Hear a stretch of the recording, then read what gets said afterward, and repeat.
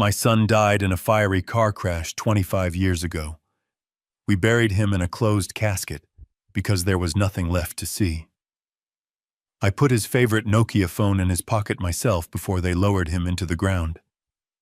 So tell me why, last Sunday during dinner, that exact phone started ringing inside my china cabinet.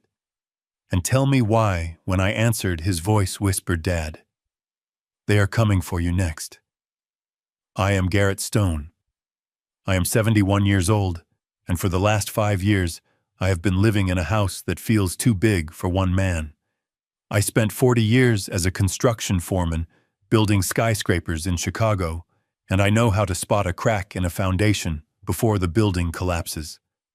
Right now, the foundation of my own life is crumbling, and the people holding the sledgehammers are sitting at my dining room table. I tightened the screw on the oak dining chair until the wood groaned. It held, solid as a rock. My son Tyler sat across from me, scrolling on his phone, his soft hands never having known a day of hard labor in his 40 years. He watched me work with a look that hovered between pity and impatience. To him, I was just an old man tinkering with garbage. To me, he was a man who would rather buy a new cheap plastic chair than fix a sturdy wooden one. That was Tyler in a nutshell. He always looked for the easy way out. Sunday dinner used to be a tradition of laughter and storytelling when my wife Meredith was alive. Now it was a weekly inspection. Tyler and his wife Brittany did not come to eat. They came to assess their future inventory. Brittany walked into the dining room carrying a store-bought roast chicken still in its plastic container. She did not even bother to put it on a plate. She set it down on the mahogany table my grandfather built. "Here you go, Dad," she said, her voice pitching up an octave in that fake tone people use for toddlers and the elderly. "We brought you dinner. You must be tired of cooking for yourself." I looked at the plastic container sweating grease onto the wood. "I cooked a steak for myself last night, Brittany. I am old, not invalid." Tyler sighed loudly, dropping his phone onto the table. "Don't be difficult, Dad. We are trying to help. You know Brittany is right. This place is becoming a hazard. I saw a loose shingle on the roof when we pulled in. If you climb up there and fall, who is going to find you? You could be lying in the grass for days." I cut a piece of the dry chicken. "I fixed that shingle this morning, Tyler, before you were even awake." Brittany exchanged a look with Tyler. It was a look I had seen many times over the last 6 months. A look of calculation. She reached into her oversized designer handbag and pulled out a thick blue folder. She slid it across the table, pushing aside the salt shaker. "Since we are all here, Dad, we need to discuss the future." Tyler and I spoke to Dr. Evans. He agrees that at your age, managing a 4-bedroom property and a portfolio of assets is just too much stress. It is bad for your heart. I put my fork down. "My heart is fine, Brittany. My blood pressure is lower than Tyler's." Tyler leaned forward. His eyes were bloodshot. I knew he had been up late gambling online again. I saw the notifications on his phone when he left it unlocked last week. He thought I was too old to understand technology. He thought I was just a retired builder living on a meager pension. He had no idea I owned 3 apartment complexes in the city under a holding company. He had no idea his inheritance was not just this house, but a fortune I had built brick by brick. "Dad, listen to me," Tyler said, his voice hardening. "You are forgetting things. Last week you forgot to pay the water bill." I did not forget, Tyler. The autopay system at the bank had a glitch. I fixed it in 10 minutes. "You are confused, Dad," Brittany interrupted, pressing her manicured finger onto the blue folder. "This is a durable power of attorney. It just gives us the right to help you manage the accounts, to make sure you do not get scammed. We are doing this because we love you." Love. That word tasted like ash coming from her mouth. I looked at my son. He was sweating. He needed money. I knew he was underwater on his mortgage, and he had maxed out 3 credit cards. He did not want to help me manage my money. He wanted to drain it. "I am not signing anything." I said, my voice low and steady, the voice I used to use to command 200 men on a job site. Tyler slammed his hand on the table, making the silverware jump. You have to sign it. You are incompetent. You are just a stubborn old man sitting on a gold mine while your family suffers. The mask had slipped. There it was. The greed. The desperation. I stood up. My knees popped, but I stood tall. I am 6'2". Even at 71, I still cast a long shadow. Get out, I said. Get out of my house. Suddenly, a sound cut through the tension like a circular saw. It was a digital, monophonic ringtone, a sound from another century. It was the default ringtone of a Nokia 3310. The room went dead silent. Brittany froze. Tyler's mouth hung open. The sound was coming from the china cabinet in the corner. The cabinet where I kept Meredith's fine porcelain and a small wooden box containing the few things we recovered from Leo's accident. My breath hitched. That phone had not been charged in 25 years. It was buried 6 feet under the earth in the pocket of my dead son's favorite denim jacket. I walked over my legs, feeling heavy as lead. The ringing continued, loud, insistent, impossible. Dad, don't touch it, Tyler whispered, and for the first time he looked genuinely terrified. It is just a timer. You probably set an alarm on an old clock and forgot. I opened the glass door. I reached for the wooden box. My hands, which had held jackhammers and steel beams without shaking, were trembling now. I opened the box. Inside, the gray brick of a phone was vibrating against the velvet lining. The screen glowed green. The black pixels formed 3 letters. Leo. I stared at it. My brain could not process what my eyes were seeing. Leo was dead. I identified the body. Well, I identified the watch on the wrist, because the fire had left little else. I pressed the answer button. I held the cold plastic to my ear. Dad. The voice was static, filled, and weak, but I would know it anywhere. It was the voice of my 20-year-old boy. Dad, listen to me. Do not sign the papers. They are going to kill you. I don't have much time. Give me that. Tyler snatched the device from my hand. He looked at the screen, his face draining of color for a split second before the mask of rage slammed back into place. He pressed the end call button with a violent jab of his thumb. He threw the phone onto the carpet. It bounced, but did not break. Nokias never break. What is wrong with you, Dad? Tyler shouted. Who is playing this sick joke? You programmed this, didn't you? You programmed it to scare us. I stared at him. My son. My living son. He looked like a stranger. It was Leo, I whispered. It was Leo's voice. Tyler grabbed my shoulders and shook me. Leo is dead. He has been dead for 25 years. You are hallucinating. Brittany was already on her smartphone, her fingers flying across the screen. Dr. Evans, yes, it is happening right now. He is having a psychotic break. He thinks his dead son is calling him. He is aggressive. Yes, we need you here. Now. I pulled away from Tyler. I am not crazy. That phone rang. You saw it. You held it. I saw an old man losing his grip on reality, Tyler spat. I saw a phone you probably charged up last night in a fit of dementia. You need help, Dad. And we are going to make sure you get it, whether you want it or not. He moved between me and the phone on the floor. He kicked it under the sofa. Sit down, Brittany commanded, pointing to the chair. Do not move. Dr. Evans is coming with a sedative. It is for your own good. I looked at them. Really looked at them. They were not panicked. They were relieved. This was exactly what they needed. A public display of insanity. Proof that Garrett Stone was no longer fit to lead the family. Proof that they could take the reins. I sat down. Not because I was obedient, but because I needed to think. My mind was racing. The voice, the warning. They are going to kill you. Leo knew about the papers. How could a dead man know about the power of attorney Tyler just put on the table 5 minutes ago? 20 minutes later, the doorbell rang. It was Dr. Evans. He was a man I had never liked. He drove a Porsche and smelled of expensive cologne and ethical flexibility. He walked in with a medical bag, his eyes scanning the room until they landed on me. "Garrett," he said, his voice smooth as oil. "I hear we are having a rough evening."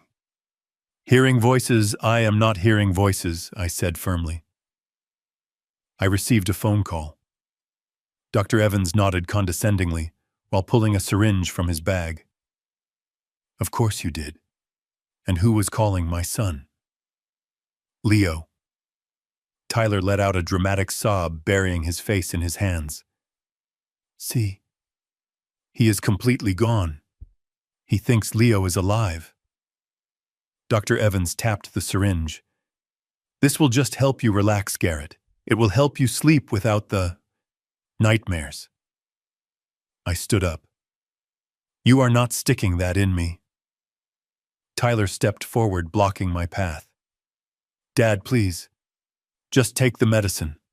Or do we need to call the police to restrain you for your own safety?" The threat hung heavy in the air. If the police came and I was acting aggressive, I would be put in a psychiatric hold for 72 hours. That would be enough time for them to file an emergency guardianship. I had seen it happen to my friends. Once the system has you, it does not let go. I looked at the syringe. Then I looked at the phone kicking under the sofa. I needed clarity, not a fight. Not yet. "Fine," I said. "I will take a pill. No needles. I hate needles." Dr. Evans paused, then nodded. "Very well. Oral sedation might be less traumatic." He fished a small blue pill from a bottle in his bag. "Swallow this. It acts fast." I took the pill. I put it in my mouth. I reached for my glass of water. I took a big gulp.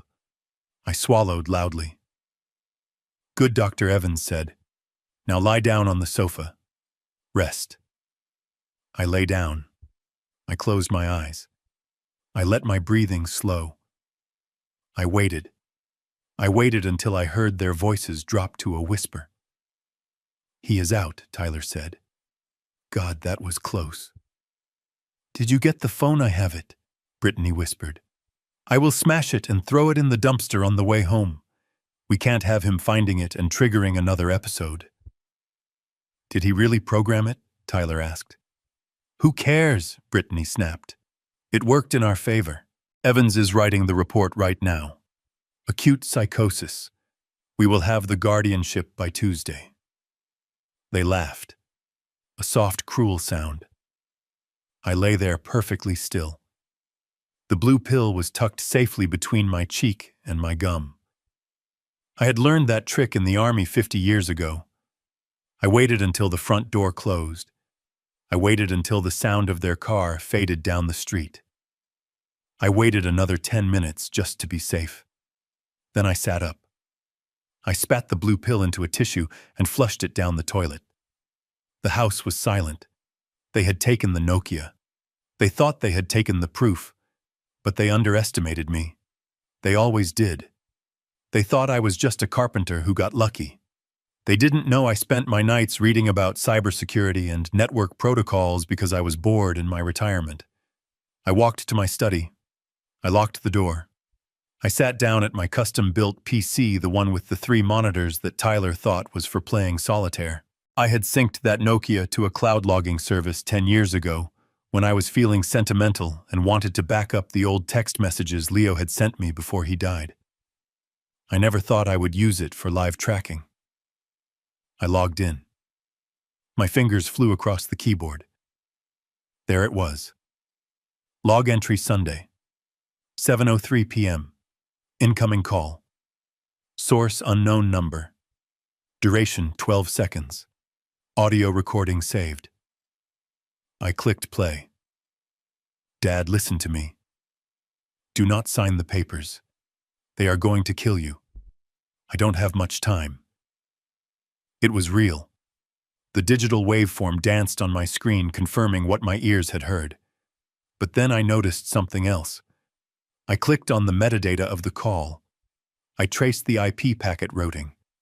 I expected the signal to be a ghost, to be spoofed, to be nothing. But it wasn't.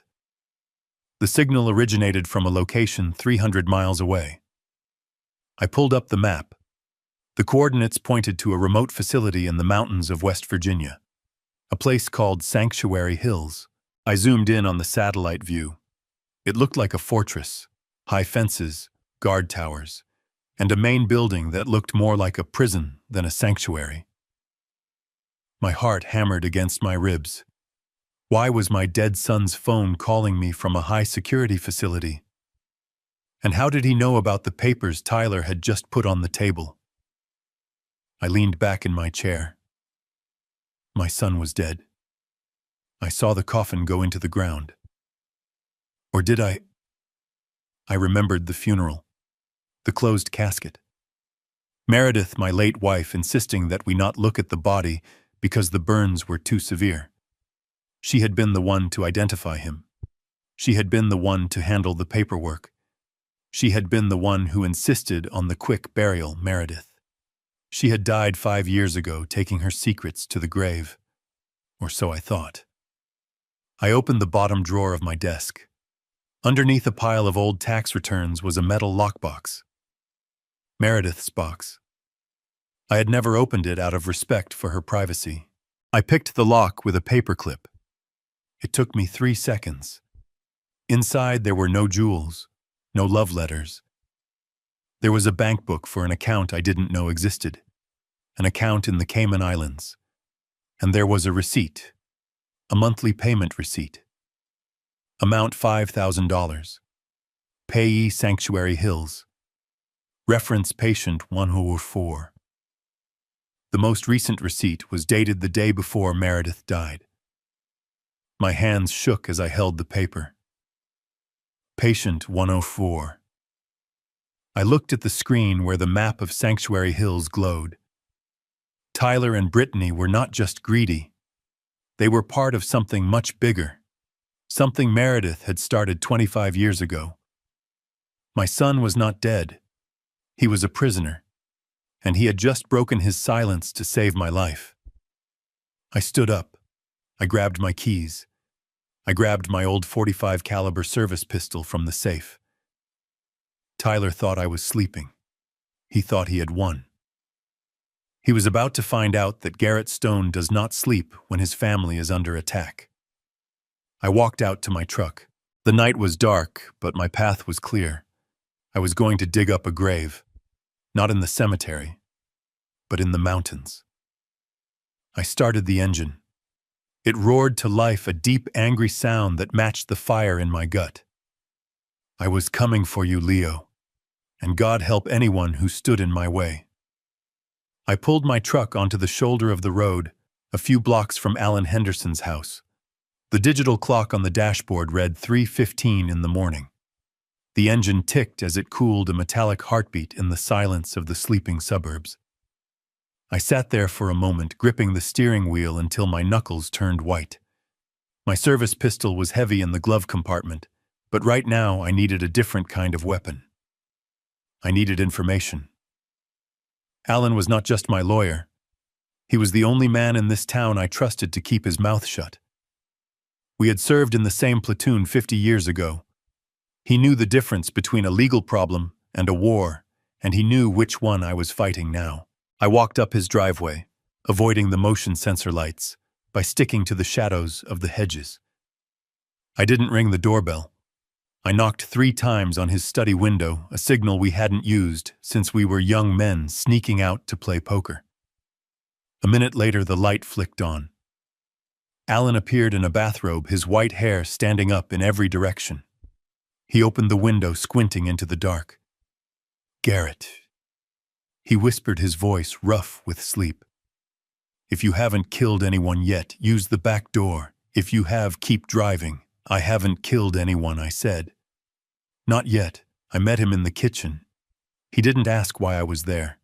He just put a pot of coffee on the stove and sat down at the small round table where he did his best thinking. I placed the metal lockbox I had taken from Meredith's desk in front of him. The receipt for Sanctuary Hills sat on top. "I need you to open the files for the Leo Stone Memorial Fund," I said. Alan rubbed his face. "Garrett, that fund has been closed for years. Meredith dissolved it before she passed." "No," I said, tapping the receipt. "She didn't. She just buried it, like she buried everything else." Alan looked at the receipt. His eyes narrowed behind his reading glasses. He stood up without a word and walked to his home office. I followed him. The room smelled of old paper and pipe tobacco. Walls of filing cabinets lined the room, a physical testament to 40 years of legal practice. He pulled a heavy drawer open and thumbed through the manila folders until he found a thick one labeled Stone. He dropped it on the desk. Dust motes danced in the lamplight. "We set this up 25 years ago," Alan said, opening the file. "It was supposed to be a charity. Donations for families who lost children in auto accidents. Meredith was the sole trustee. I just handled the tax filings in the beginning." "Look closer," I said. Alan started flipping through the pages. His finger traced the columns of numbers. At first it looked standard. Donations coming in from the community, from the church, from the insurance payout. But then he stopped. He flipped back a page, then forward again. "This doesn't make sense," he muttered. "What do you see?" "The outflows," Alan said, pointing to a column of figures. "For the first year, there are small grants. $500 to the Children's Hospital, $1,000 to the Road Safety Council. But starting 18 months after after the funeral, the pattern changes." He pulled out a ledger sheet from deep in the stack. "Here, a monthly standing order. $5,000. Every month. For 25 years. "Who is the recipient?" I asked, though I already knew. "It is listed as a consulting fee." Alan said, his brow furrowing. "To a shell company called SH Management." "Sanctuary Hills," I corrected him. Alan looked up at me. The realization hit him slowly. "Sanctuary Hills, the psychiatric facility, Garrett, that place is for the criminally insane and high-risk patients. It costs a fortune." "Meredith was paying them," I said, my voice cold. "She used the money people gave us to honor our son's memory. She used the insurance money for his death, and she used it to keep him locked up in a cage 300 miles away." Alan slumped back in his chair. He looked sick. "I helped her," he whispered. "I signed off on these audits. She told me SH Management was a lobbying group for safer highway laws. I never checked. I trusted her. We all trusted her," I said. "That was her greatest weapon." "But why?" Alan asked. "Why keep him alive and hide him? Why not just—" "Because of Tyler," I said. I told Alan everything. The phone call, the warning, the pill I didn't swallow, the revelation that Tyler was trying to seize my assets. Alan listened, his face hardening with every sentence. He was a lawyer, but he was a father first.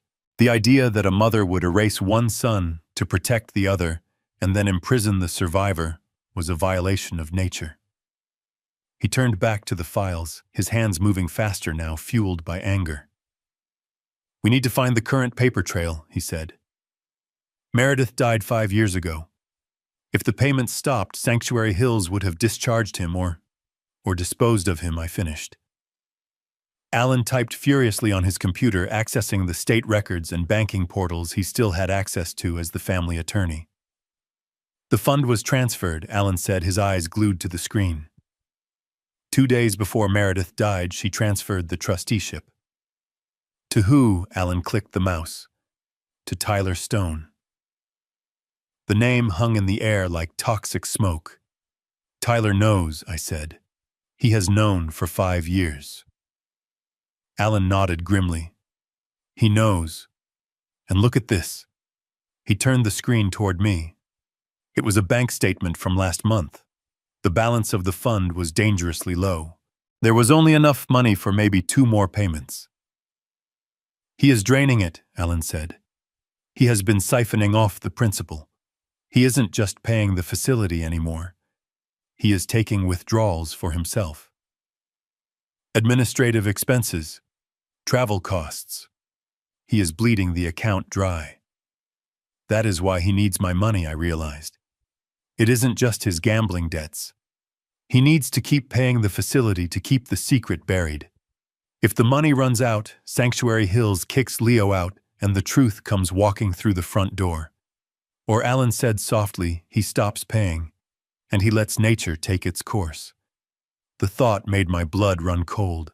Tyler wasn't just a thief, he was a jailer, and now with the money running out, he was preparing to become an executioner. I stood up. I need to go. Where Alan asked, standing up with me.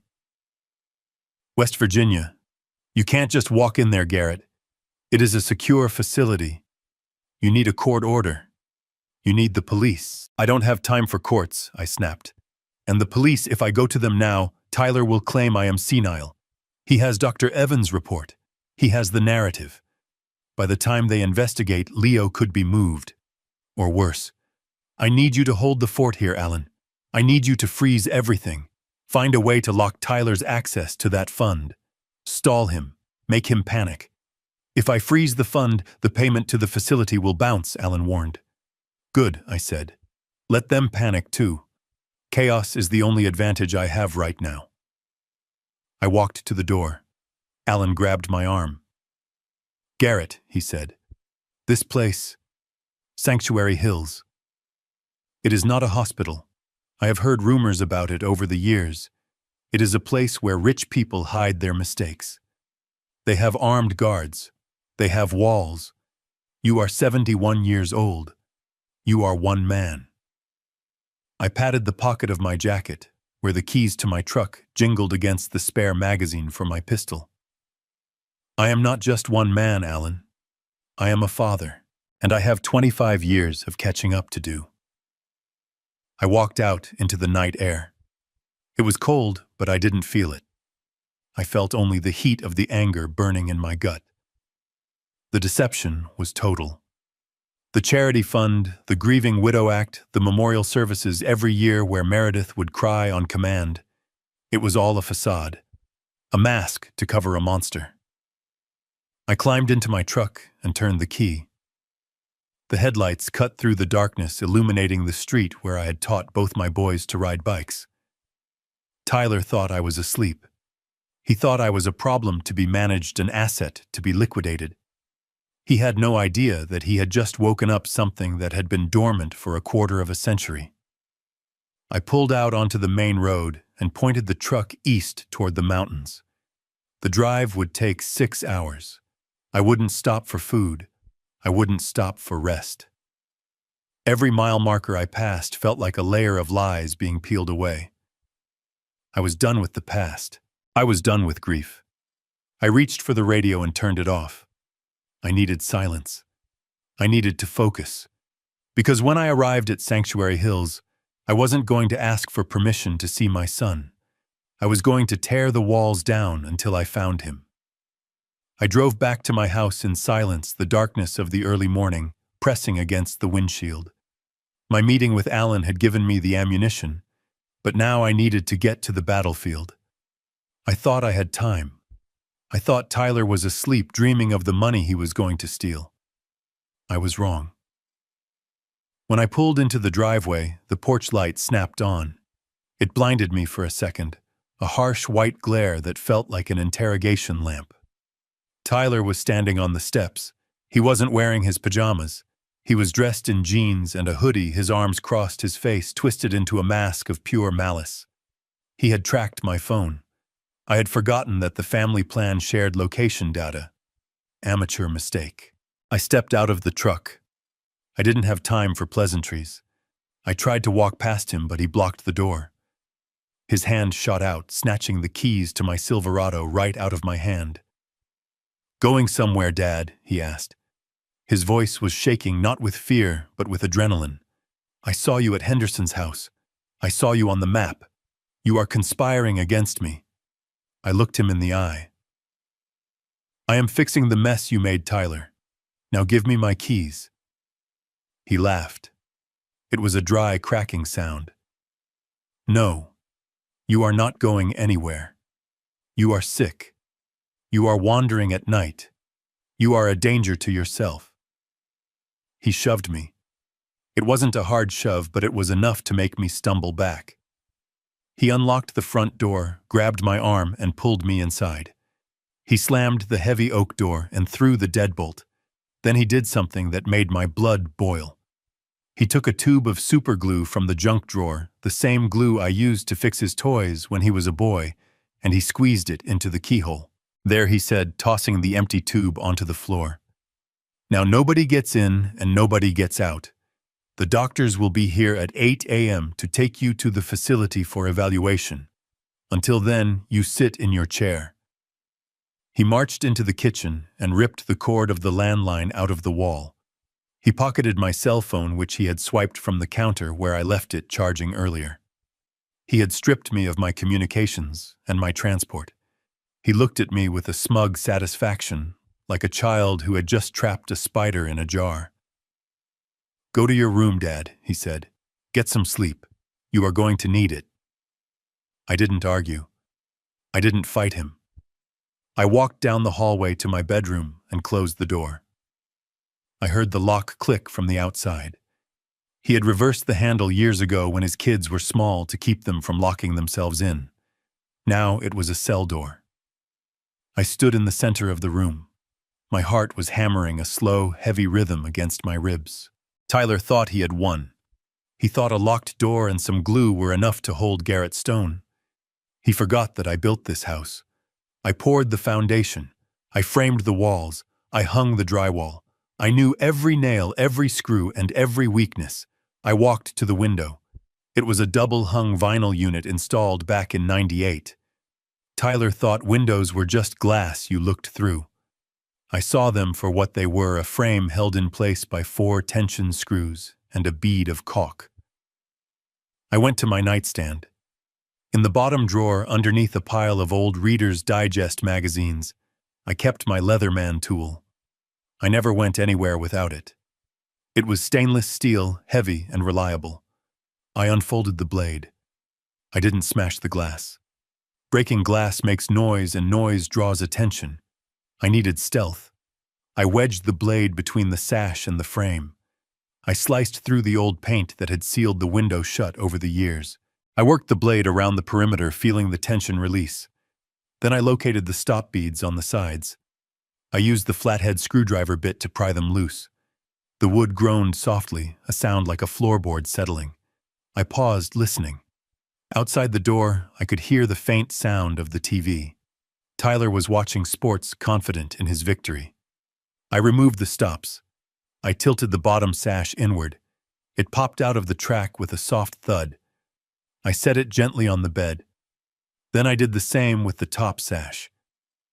Now I had a hole in the wall 4 feet high and 3 feet wide. I looked out. The drop to the flower bed was about 8 feet. 20 years ago, I would have jumped it without thinking. At 71, with knees that clicked like a ratchet wrench, it was a calculated risk. I grabbed the bedsheets. I tied them together with a square knot, tested it, and anchored one end to the heavy post of my bed frame.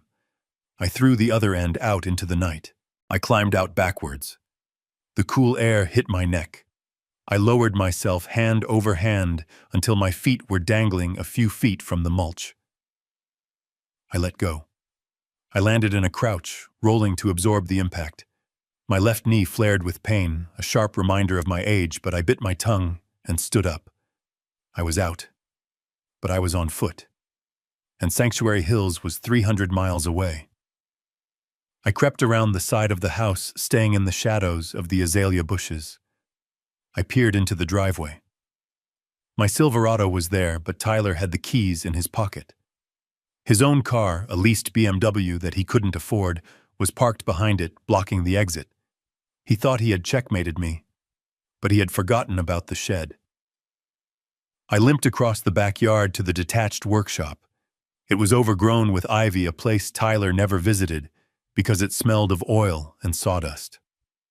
Inside, under a tarp covered in 10 years of dust, sat my 1978 Ford F-150.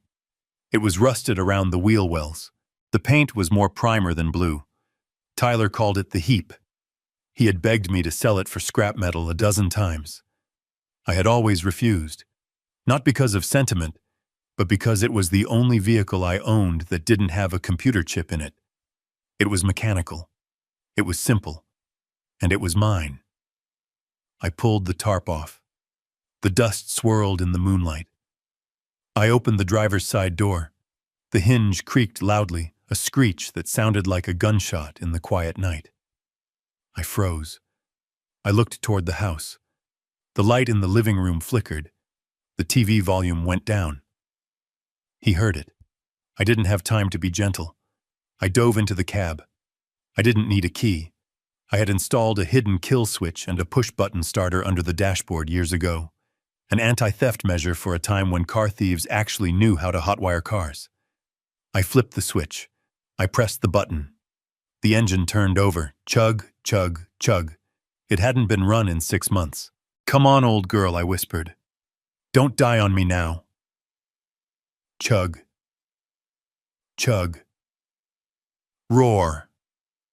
The V8 engine exploded to life, a raw, unmuffled bellow that shook the tools on the walls. It was loud enough to wake the dead. It was definitely loud enough to wake Tyler. I slammed it into reverse. I didn't bother opening the shed doors. I just gassed it. The truck smashed through the wooden doors of the shed, splintering the rotten wood like matchsticks. I flew backward into the yard, spinning the wheel. I looked toward the house. The front door flew open. Tyler ran out barefoot, screaming something I couldn't hear over the roar of the engine. He looked at the empty driveway where his BMW blocked the Silverado. Then he saw me in the yard tearing up the grass in the old Ford. He ran for his BMW. I threw the truck into drive. The tires spun, biting into the soft earth, flinging mud and grass into the air. I fishtailed onto the driveway, hopping the curb. I didn't aim for the street. I aimed for the fence. The chain-link fence separated my property from the old access road that ran behind the subdivision. Tyler didn't know that road existed. He only knew the GPS routes. I braced myself. The heavy steel bumper of the Ford hit the fence post. Metal screamed. The truck shuddered, but it didn't stop. We plowed through, dragging a 20-foot section of fencing with us for a few yards before it shook loose. I hit the gravel of the access road and floored it. The speedometer needle bounced. 40, 50. The suspension groaned over every pothole, rattling my teeth, but the engine sang. I checked the rearview mirror. Twin xenon headlights pierced the dust cloud behind me. Tyler was coming. His BMW was faster, sleeker, and had superior handling. On a highway, he would catch me in minutes. But we weren't on a highway. We were on an old service road used by logging trucks and teenagers looking for a place to drink. It was riddled with ruts, washboards, and sharp turns. I saw him gaining on me. He was driving recklessly, anger making his foot heavy. He tried to pull alongside me to cut me off. I saw his face in the window, contorted with rage, his mouth moving in a scream. He swerved toward me, trying to intimidate me. He thought I would flinch. He thought I was a scared old man. I yanked the steering wheel to the left.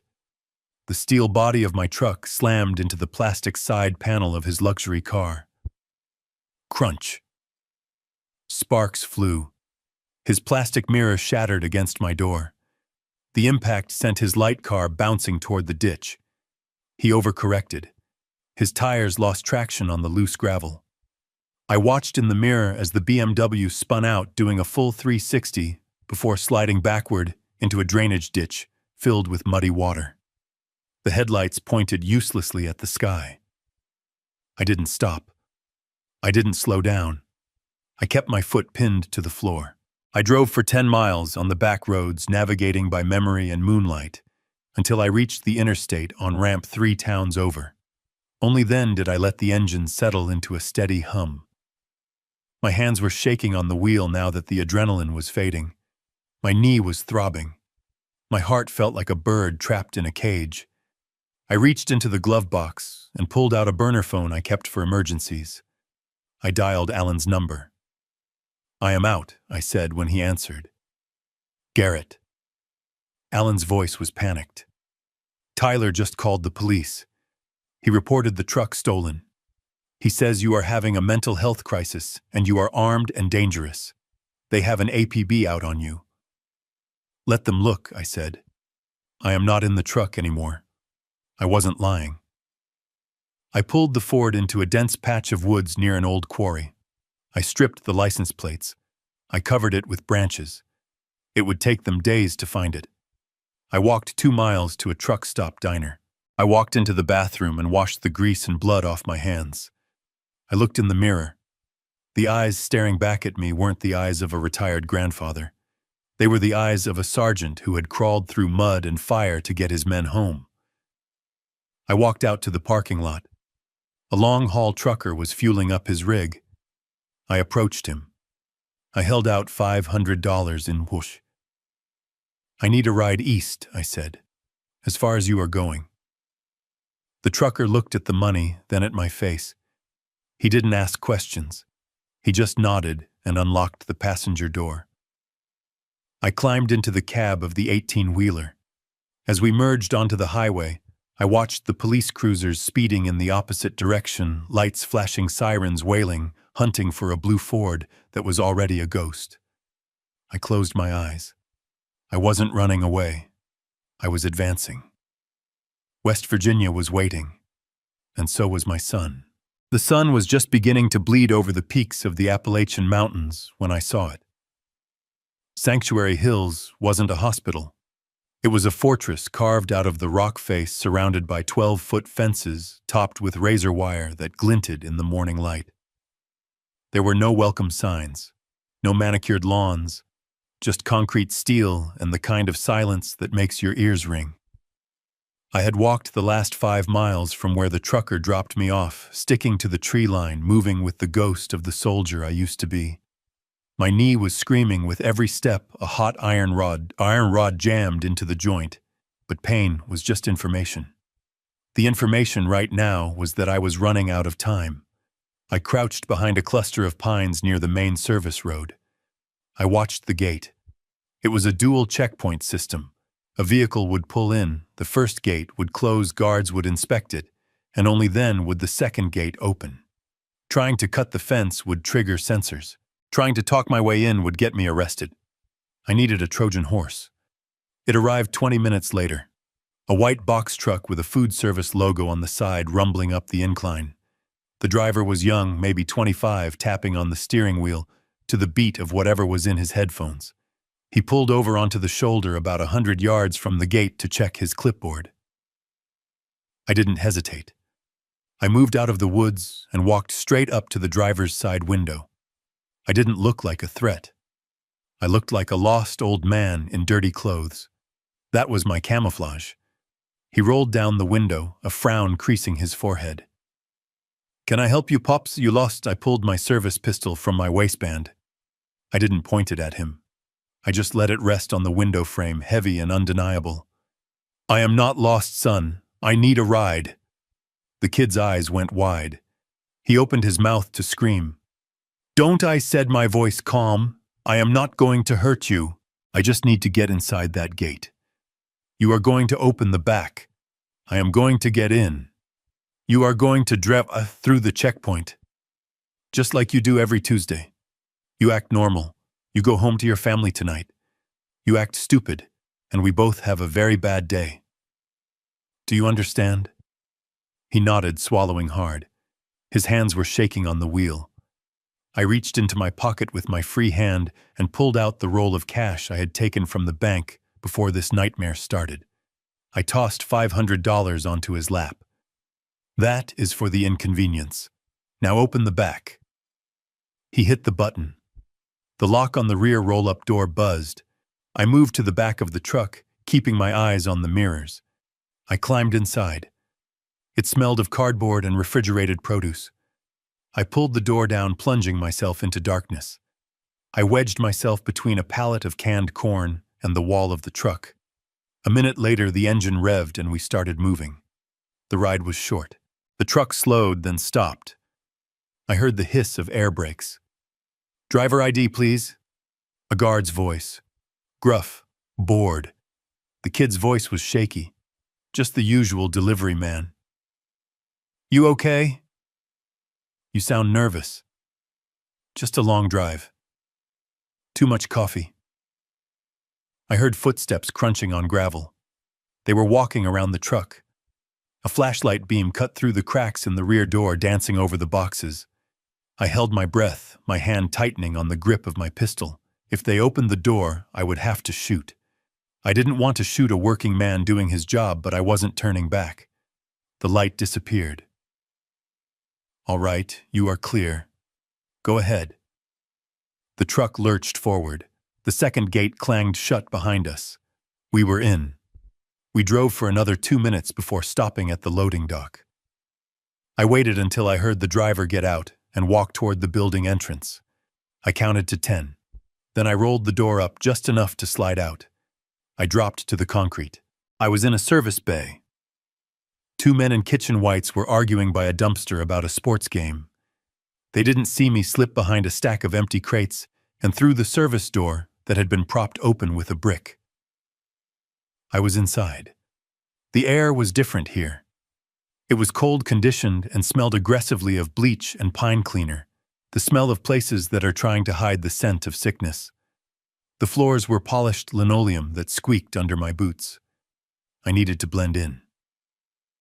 I found a laundry cart in the hallway. I grabbed a blue scrub top and a white lab coat from the pile. I put them on over my flannel shirt. It wasn't a perfect disguise, but from a distance I was just another old doctor or maintenance tech. I walked with purpose. If you look like you know where you are going, people rarely stop you. I passed nurses' stations where staff were glued to computer screens. I passed orderlies pushing wheelchairs. No one looked at me. I was invisible. I found a directory on the wall near the elevators. It was color-coded. Blue for administration. Green for general population. Red for high security, long-term care. Patient 104. The receipt said Patient 104. I followed the red line. It led me to a heavy steel door with a keypad. This was the separation. This was where the patients ceased to be people and became numbers. I waited. A minute later, a nurse with a lanyard swiped her card and punched in a code. As the door buzzed and clicked, I moved. I caught the door just before it latched, holding it with the toe of my boot. I waited for her to turn the corner, then slipped through. The atmosphere changed instantly. The lights were dimmer here. The silence was heavy, broken only by the rhythmic beeping of monitors and the occasional distant moan. The doors were solid wood with small reinforced glass windows. There were no names on the doors, just numbers. 101. My heart was hammering against my ribs like a trapped bird. I was walking down a hallway of ghosts. Behind every door was someone's child, someone's parent hidden away by families who had enough money to buy forgetfulness. I stopped. The door was exactly like the others. Heavy. Impersonal. A metal placard screwed into the wood read 104. I reached for the handle. It was locked. Of course it was locked. It was a prison cell. I looked up and down the hall. Empty. I took out my Leatherman again. I didn't have time to pick the lock. I jammed the flathead screwdriver into the gap between the door and the frame right at the latch. I leaned my entire body weight into it. Wood splintered, metal groaned. With a sharp crack, the latch gave way. I pushed the door open and stepped inside. The room was in shadows, the blinds drawn tight against the mountain sun. It was cold, freezing cold. The only light came from the green glow of a heart rate monitor. There was a bed in the center of the room. A figure lay under the white sheets, still as death. I walked closer. My legs felt numb. The air in the room tasted of stale medicine and despair. I reached the side of the bed. I looked down. The man in the bed was not the boy I remembered. The boy I remembered had thick brown hair and a linebacker's build. He had a smile that could get him out of any trouble. The man in the bed was a skeleton wrapped in skin. His hair was thin and graying. His face... I gripped the bedrail to keep from falling. Half of his face was a map of shiny, twisted scar tissue. Burn marks. Old, deep burns that had healed into a mask of agony. His left ear was gone. His left arm resting on top of the sheet was withered, the fingers curled into a permanent claw. But it was him. I knew the shape of his jaw. I knew the small mole on his neck, now stretched by age but still there. It was Leo. My son. My boy. He had been here for 25 years. While I was building houses, while I was eating Sunday dinners, while I was mourning his grave, he was here. In this room. Alone. In pain. A sound escaped my throat, a strangled sob that I couldn't hold back. The figure in the bed stirred. His head turned slowly on the pillow. His eyelids fluttered open. One eye was milky and blind, damaged by the fire. But the other eye, that blue eye, it was clear. It was sharp. He looked at me. He didn't speak. He just looked as if he were seeing a ghost. "Leo," I whispered. His lips moved. They were dry and cracked. He tried to speak, but no sound came out. He swallowed, his throat working hard. He tried again. "Dad." The word was a rusted hinge breaking open. I fell to my knees beside the bed. I grabbed his good hand. It was cold, so cold. I warmed it between mine. "I am here, Leo. I am here." He squeezed my hand. It was a weak grip, but it was real. He was real. "You came," he rasped, a tear leaking from his good eye and tracking through the scars. "You actually came. I told you I would," I said, my voice thick with tears. "I told you I would fix it." He looked at me with an intensity that terrified me. His gaze darted to the door, then back to me. "You have to go," he whispered. "They monitor the vitals. They know I am awake. They know someone is here." "I am not leaving without you," I said. "I am getting you out of here. Today." "No," Leo said, trying to sit up, his body trembling with the effort. "You can't. Tyler. He pays them extra for security. If you try to take me, they will kill us both. They have protocols, Dad. They will burn this room before they let the secret out." "Tyler," I spat the name. "He isn't paying them anything anymore, Leo." I cut him off. Leo shook his head. "It is not just Tyler. It was Mom. She set it up. She made sure I could never leave. She told them I was dangerous. She told them I killed someone." I froze. What Leo closed his eyes, a look of ancient pain crossing his face. "I didn't die in the crash, Dad. I didn't even crash the car. Tyler did. He was 15. He stole the keys. He hit a pedestrian. A girl. She died instantly." The room spun. "I took the blame," Leo whispered. "Mom begged me. She said Tyler was too young, that his life would be over. She said she would fix it. She said she would get me a good lawyer." He opened his eye again, staring into mine. "She didn't get a lawyer. She staged the fire. She drugged me, Dad. She put me in the car and set it on fire. She wanted me dead so there would be no witness. She chose him. She chose Tyler." I couldn't breathe. The horror of it was a physical weight crushing my chest. My wife. The woman I had slept beside for 40 years. She hadn't just hidden him, she had tried to incinerate her own son to save her favorite. And when he survived, she buried him here. Suddenly, the door behind me burst open. Step away from the patient, I turned. 2 guards filled the doorway. They were big, wearing tactical vests, batons in their hands. They didn't look like hospital security. They looked like mercenaries. I stood up. I didn't raise my hands. I put myself between the guards and my son. "You are trespassing." The lead guard barked, stepping into the room. I looked at Leo. I looked at the scars that my wife had paid for. I drew my pistol. "I am not trespassing," I said, the soldier in me taking over my voice, cold and steady. "I am a father picking up his son. And you are in my way." I held the pistol steady, my aim locked on the chest of the lead guard. The air in the room was so thick with tension, I could taste the copper on my tongue. For 3 seconds, nobody moved. The only sound was the beep of Leo's heart monitor speeding up a frantic staccato rhythm that matched the pounding in my own ears. "Get out," I growled the command coming from deep in my chest. "I will put a bullet in you before you can lift that baton. Do not test me." The guard hesitated. He looked at the gun, then at my eyes. He saw what he needed to see. He saw a man who had absolutely nothing left to lose. He slowly raised his hands, stepping back into the hallway. His partner followed, stumbling over his own feet. I slammed the heavy door shut and threw the deadbolt. I dragged a heavy medical cabinet across the floor and wedged it under the handle. It wouldn't hold them forever. They would call the police. They would call a SWAT team. But it bought us time. I turned back to the bed. Leo was trying to sit up again, his good hand gripping the sheets, his scarred face twisted in pain.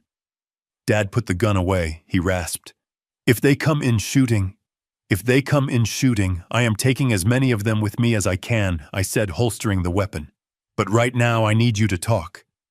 You said Mom did this. You said Tyler was the one driving. I need to know everything, every detail." Leo slumped back against the pillows. He looked at the ceiling, his good eye tracking a water stain, as if it were a map to the past. "It was raining," he said, his voice drifting back 25 years. "It was October. The roads were slick with wet leaves. Tyler had just turned 15. He didn't have a license. He didn't know how to handle a car like that. But he wanted to impress Sarah Jenkins." I remembered Sarah. She was the girl down the street, the one Tyler was obsessed with. "He stole your keys," Leo continued. "He took the Mustang. I heard the engine start and I ran out. I jumped in the passenger seat just as he peeled out of the driveway. I tried to make him stop. I grabbed the wheel. We were fighting Dad. We were shouting. He was going too fast." Leo paused, swallowing hard. The memory was physically hurting him. We came around the curve on Miller's Road, the one near the old bridge. There was a girl walking her dog. She was wearing a yellow raincoat. Tyler didn't see her. He was looking at me, screaming that I was trying to ruin his life. I closed my eyes, bracing myself. The impact. Leo's voice dropped to a whisper. "It was loud, Dad. Louder than you think." The windshield shattered. We spun out into the ditch. I looked at Tyler. He wasn't hurt. The airbags saved him. But he was screaming. Not because he was in pain, because he saw the girl. She wasn't moving. He started crying, saying his life was over, saying he would go to jail, that he would never get into college. He was a coward even then. "So you took the blame," I said. "You told the police you were driving." Leo shook his head. "We didn't call the police, we called Mom. Meredith, my wife. The woman who sat in the front pew at church every Sunday. She arrived in 10 minutes, Leo said. She didn't run to the girl. She didn't check for a pulse. She walked straight to Tyler. She checked him for scratches. She hugged him. Then she walked over to me. I was bleeding from a cut on my forehead. I told her we had to call 911. I told her maybe the girl was still alive. And what did she say? She said no. She said Tyler had a future. She said Tyler was special. She said I was the oldest, that it was my job to protect him. She told me to get into the driver's seat. She told Tyler to get into her car. She wiped his fingerprints off the steering wheel. I felt sick, a nausea so deep it made my knees weak. Meredith had orchestrated a crime scene to frame her own son. I sat in the driver's seat, Leo continued. I thought that was it. I thought I would go to prison for vehicular manslaughter. I was ready to do it, Dad. I loved him. I loved you guys. I thought I was saving the family. He turned his head to look at me, and the anguish in his one good eye was unbearable. But then Mom came back to the window. She had a thermos. She said I was in shock. She said I needed to drink something to calm down before the police arrived. It tasted bitter, like almond extract. I stared at him. She poisoned you, sedative, Leo corrected. Strong stuff. Maybe something she got from her doctor friends. I started feeling heavy. I couldn't move my arms. I couldn't speak. I watched her through the windshield. She wasn't calling the police. She was pouring gasoline on the hood. The room spun. I gripped the edge of the mattress to keep from falling over. She poured it inside the car, Leo said, his voice flat, devoid of emotion now. She poured it on the girl's body. She poured it on me. I couldn't scream, Dad. I was paralyzed. I watched my own mother strike a match. She looked me in the eye. She didn't look sad. She looked efficient, like she was solving a math problem. Tyler was in her car watching. He didn't try to stop her. He just watched. She dropped the match. The world turned orange. The heat was instant. It woke me up. The pain cut through the drugs. I screamed. I thrashed. I managed to get the door open. I fell out onto the wet grass. I rolled. The fire was eating my clothes, eating my skin. I managed to put it out in the mud. I looked up. Mom was standing over me. She looked disappointed. Disappointed that you survived, I whispered. She made a phone call, Leo said. Not to an ambulance, to a private number. A van showed up 10 minutes later. 2 men got out. They weren't paramedics. They put me in the back. They injected me with something else. The last thing I saw before I blacked out was Mom hugging Tyler, telling him it was going to be okay, that the problem was handled. I sank into the chair beside the bed. My hands were shaking so badly, I couldn't make a fist. My wife. The mother of my children. She hadn't just covered up an accident. She had attempted to burn her son alive to protect the family reputation and the insurance payout. And when he survived, she didn't finish the job. No, she did something worse. She erased him. She brought me here, Leo said, gesturing to the sterile walls. Sanctuary Hills. It is a black site, Dad. A place for problems that don't go away. She paid them to keep me. She paid them to fix my face just enough so I wouldn't die from infection, but not enough to look human again. She changed my name. I became Patient 104. For 25 years I have been in this room. I watched the seasons change through that crack in the blinds. I learned to read lips from the television. I waited. Why didn't she just kill you, I asked. Why pay to keep you alive? Because she needed leverage, Leo said. Tyler, he was a mess. He always messed up. She knew that if she killed me, Tyler might crack. The guilt might break him. But as long as I was alive, she could control him. She could tell him that if he ever stepped out of line, she would stop paying the bill and let me out. I was her insurance policy against Tyler's stupidity. And the money I asked. The memorial fund. Laundered money, Leo said. Donations from people who thought they were helping grieving parents. Insurance settlements. She used the world's pity to pay for my prison. I stood up. The rage was a cold, hard stone in my gut. It wasn't the hot anger of a fight. It was the cold calculation of a demolition expert deciding where to place the charges. Tyler knows I asked. He found out when Mom died, Leo said. He came here once, 5 years ago. He stood right where you are standing. He looked at me. I begged him to let me go. I told him I wouldn't say anything about the accident. And what did he do? He laughed, Leo said. He said I looked like a monster. He said I was dead to the world, and it was better that way. He said the money Mom left for my care was the only inheritance he was going to get, and he wasn't going to waste it on freedom. He has been paying the minimum to keep me alive and pocketing the rest. But the money ran out, I said, connecting the final dots. That is why he is coming for my assets. He drained the fund. Leo nodded. The administrator told me last week. My account is in arrears. They were going to transfer me to a state facility for the indigent. If that happened, my fingerprints would hit the system, my DNA. The secret would be out. Tyler couldn't let that happen. So he was going to kill you, I said. He was going to stop the medication, Leo said. Let an infection take me. A quiet end. No autopsy. Just cremation. That is why I called you. I stole a phone from a nurse. I remembered the number. It was the only number I knew by heart. The home line. I didn't know if you were still alive. I didn't know if you still lived there. I put the phone in your casket, I said, my voice breaking. You put a phone in a casket filled with sandbags and animal bones, Leo said. Mom handled the funeral arrangements. I remembered. I remembered her weeping. I remembered her refusing to let me see the body, telling me she wanted me to remember him as he was. I remembered thanking her for her strength. I had been sleeping with a monster.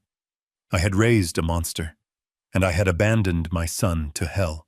Outside the door, heavy boots thudded on the linoleum. A voice boomed over a megaphone. Garrett Stone, this is the state police. We have the building surrounded. Put down your weapon and come out with your hands up. Tyler didn't call the doctors. He called the cops. He reported an armed intruder. He wanted me shot. I looked at Leo. He looked terrified. Dad, don't let them take me back, he whispered. Please. I reached down and unbuckled the straps holding him to the bed. I wrapped his thin arm around my shoulder. Nobody is taking you back, I said. I walked to the window. It was reinforced glass with wire mesh. I looked out. We were on the first floor, but there was a drop. Below us, a narrow service alley ran along the side of the mountain. I grabbed the heavy oxygen tank standing in the corner. Stand back, I said. I swung the tank. The glass shattered. The wire mesh bent. I swung again and again until there was a hole big enough for a man. I am getting you out of here, Leo, I said. But Dad, the police. The police don't know who is in here, I said. They think I am a crazy old man with a gun. They don't know I found a ghost. I helped him to the window. He was light. Too light. I lifted him up. We are going to go to the one place they won't look, I said. Where the cemetery, I said. We have a funeral to crash. I lowered him out the window into the cold mountain air. I climbed out after him, my joints screaming, my heart burning. Tyler wanted a show. I was going to give him one. I was going to give him the resurrection of the brother he murdered. We moved into the shadows of the alley, leaving Sanctuary Hills behind. The sirens wailed in the distance, but they were singing the wrong song. They were hunting a man who was already gone. I checked my watch. The memorial service. The 25th anniversary service that Tyler had insisted on organizing to show off his piety. It was tomorrow at noon. We had 24 hours to get back, 24 hours to turn a lie into a weapon. I looked at Leo limping beside me, leaning on me for support. Can you make it? I asked. He looked up, his good eye blazing with a fire that 25 years of darkness hadn't extinguished. For this, he said, I could walk through hell. Good, I said, because that is exactly where we are going. The wail of the sirens wasn't fading. It was getting louder. We were 10 yards from the window, huddled behind a row of industrial dumpsters in the service alley, when the floodlights hit us.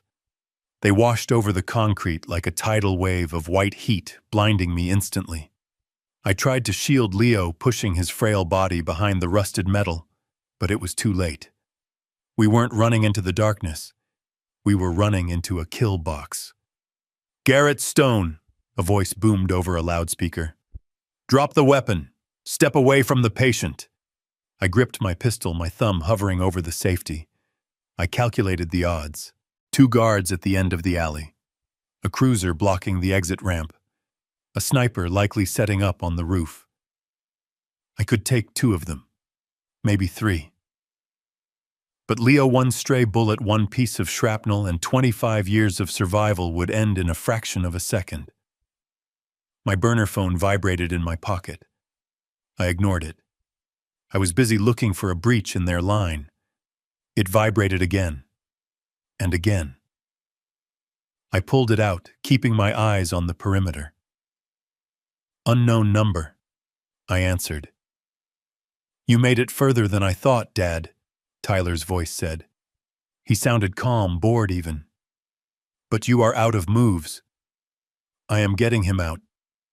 "Tyler," I said, my voice scraping like sandpaper. "And then I am coming for you." "No," Tyler said. "You aren't. Because if you take one more step, I make a call. The nurse on duty, Nurse Ratched's meaner sister, she has a standing order. If patient 104 attempts to leave, she administers a sedative, a very, very strong one. It stops the heart in about 30 seconds. It looks just like natural causes." I froze. I looked down at Leo. He was shivering against the dumpster, his good eye wide with terror, his breath coming in shallow gasps. He couldn't run. He couldn't fight. He was at their mercy. "You wouldn't," I said. "I killed him once, Dad," Tyler said, his voice chillingly void of emotion. "Do you really think I won't do it again? I am trying to save us all the embarrassment. Put him back. Get in your truck. Come home. If you do that, he lives. He stays comfortable. If you don't, well, funerals are expensive, but I guess we can afford one more." The rage that filled me was different from before. It wasn't fire. It was ice. Absolute zero. I looked at the guards closing in. I looked at my son, broken and fragile in the hospital gown. If I fought, he died. If I surrendered, he lived to fight another day. I made the only choice a father could make. "Don't hurt him," I whispered into the phone. "I am coming back." I hung up. I turned to Leo. I grabbed his shoulders. "I have to put you back," I said, my heart breaking with every syllable. "It is the only way to keep you breathing." "Dad, no." Leo grabbed my sleeve, his grip weak. "Please, listen to me," I hissed, staring into his one good eye. "This isn't over. I am just changing the battlefield. I swear on your mother's grave I will come back for you. Trust me." He looked at me. He searched my face for the soldier he remembered. He nodded, tears mixing with the dirt on his scars. I stood up. I threw my pistol out onto the asphalt. It clattered loudly. I raised my hands. "I surrender," I shouted. "I am unarmed. I need medical assistance for the patient." The guards swarmed us. Rough hands grabbed me, slamming me against the dumpster. I didn't fight. I watched them lift Leo, handling him like a sack of laundry. They carried him back toward the broken window. He looked back at me once, just once, before he disappeared into the belly of the beast. They escorted me to the gate. They didn't arrest me. Tyler must have pulled strings, told them I was a confused old man having an episode. They just wanted me gone. "Go home, old man," the lead guard spat, shoving me toward the service road where I had stashed the truck. "Don't come back." I walked to the truck. My body felt hollowed out. I sat in the cab for 10 minutes, shaking not from fear, but from the effort of holding back the urge to drive that truck through the front doors of the facility. But I had a plan. A new plan. Tyler wanted a confused, defeated old man. I would give him one. I would give him the performance of a lifetime. I drove the 6 hours back in a trance. I rehearsed every twitch, every stammer. I needed to look like a man who had finally snapped under the weight of his own dementia. I pulled into Tyler's driveway at noon. My own house was still locked up, super-glued shut. I knew he would be here, waiting. I stumbled out of the truck. I let my shoulders slump. I dragged my left leg slightly. I didn't knock. I just stood on the lawn, staring at the front door, swaying like a tree in the wind. The door opened. Tyler stood there, coffee mug in hand, Brittany peeking over his shoulder. He smiled. It was the smile of a man who had just won the lottery. "Welcome back to reality, Dad," he called out. I walked toward him. I let my mouth hang open slightly. I focused my eyes on a point 1,000 yards behind him. I got lost. I mumbled, my voice trembling. I was looking for Meredith. "Have you seen your mother?" Tyler's grin widened. He exchanged a look with Brittany. They bought it. "Mom is dead, Dad," he said, stepping aside to let me in. "Remember, you are confused. You've had a long night chasing ghosts." I stepped into his foyer. It smelled of potpourri and expensive lies. I tried to find him. I whimpered, grabbing Tyler's arm. "Leo, he called me. But the building, it was just a wall. I couldn't get in." "There is no Leo, Dad," Tyler said, his voice dripping with fake sympathy. "It was a dream. A bad dream." "I'm so tired," I said, clutching my chest. I let my breathing hitch. I staggered, grabbing the hallway table for support, knocking over a vase. It shattered. "Dad?" Tyler asked, stepping back to avoid the water. I let my knees buckle. I slid down the wall, gripping my left arm. I squeezed my eyes shut and let out a low groan. "My arm?" I gasped. "It feels heavy." "Oh my God!" Brittany shrieked. "He's having a stroke! Call 911!" Tyler shouted, but he didn't move to help me. He stood there watching, calculating. I could see the gears turning in his head. If I died right here, it would save him a lot of paperwork. I forced myself to open my eyes. I looked up at him, making my face slack, my speech slurred. Ty, I stammered. I don't want to go. Not like this.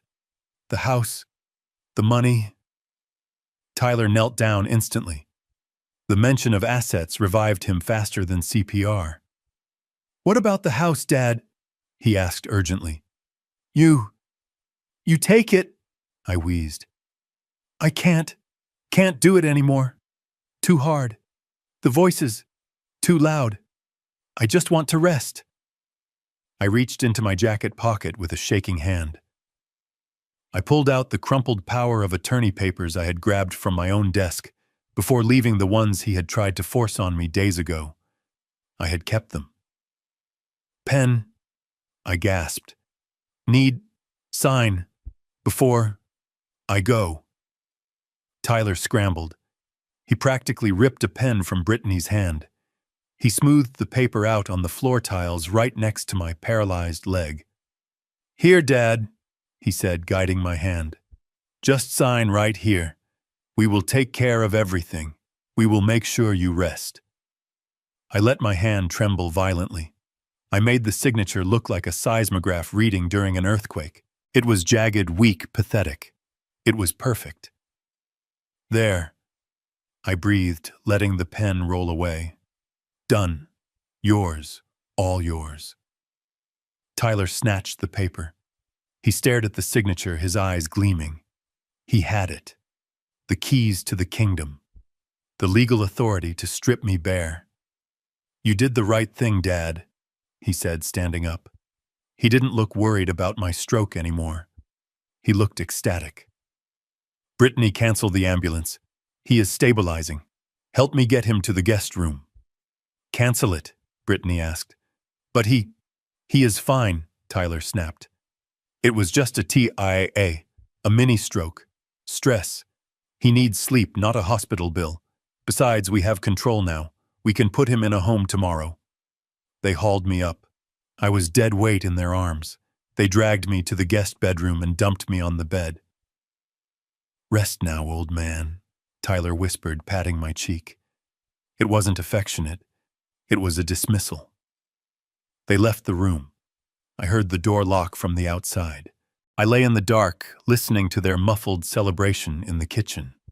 I heard the pop of a champagne cork. They were toasting to my demise.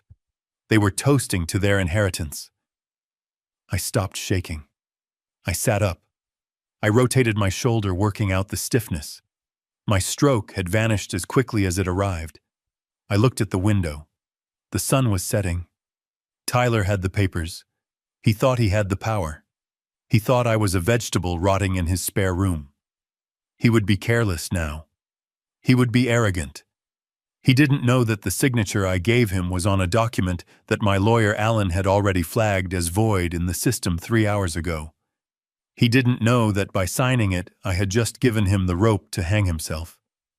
And he definitely didn't know about the phone call I was about to make. I pulled the second burner phone from my sock, the one they hadn't found. I dialed a number I hadn't used since my days contracting for private military security in the Gulf. Sanders, a voice answered. Gravel and iron. It's Stone, I said. I need a crew. 5 men. Heavy extraction gear. And a hearse. A hearse? Sanders asked. Who died? Nobody, I said, staring at the locked door. But tomorrow at noon, we are going to wake the dead. The morning sun hit the dust motes dancing in the guest bedroom, but I did not move. I lay staring at the ceiling fan, counting the rotations. 1, 2, 3. My body was rigid, my limbs heavy, not because I was paralyzed, but because I was in character. For the last 12 hours, I had been a ghost in my own life. I let them feed me soup that tasted like dishwater. I let them change the channel on the TV to mind-numbing reality shows. I let them talk about me as if I were already dead. Outside the door, I heard the clatter of heels on hardwood. Brittany was pacing. We need to list the house by Friday, she was saying, her voice sharp and loud. The market is cooling off, Tyler. If we wait until he is actually gone, we might lose 10%. He is not going to be gone by Friday. Tyler replied, his voice muffled by a mouthful of toast. He is stable. The doctor said it was a TIA. He could last for years in a home. We have the power of attorney now. We can list it whenever we want. I already called the realtor. She is coming over at 2. I clenched my jaw so hard my teeth creaked. They were selling my house before I had even left it. They were carving up the carcass while the heart was still beating. The door handle turned. I let my jaw go slack. I let my eyes drift out of focus. I became the vegetable they wanted me to be. Tyler walked in. He was wearing one of my old flannel shirts. It was too big for him. He looked like a child playing dress-up. He stood over the bed looking down at me with a mixture of disgust and triumph. "Morning, Dad," he said loudly. "You awake in there?" I made a low groaning sound in my throat. I tried to lift my hand and let it flop back onto the mattress. Weak, helpless. Tyler smirked. He patted my leg. "Good news. We found a place for you. Sunny Meadows. It is nice. They have bingo. We are going to move you there on Monday." Monday. That gave me 48 hours. I didn't need 48. I needed 24. I wet my lips. I made my voice sound like dry leaves scraping on pavement. Ty. He leaned in. "What, you want water? No." I wheezed. "Leo." Tyler recoiled. Don't start with that again, Dad. Leo is gone. I grabbed his wrist. My grip was trembling, but I put just enough strength into it to keep him there. 25 years, I whispered. Tomorrow. Tyler frowned. He pulled his phone out and checked the date. His eyes widened. Huh. You are right. Tomorrow is the 25th anniversary. I forgot. I squeezed his wrist. Memorial, I rasped.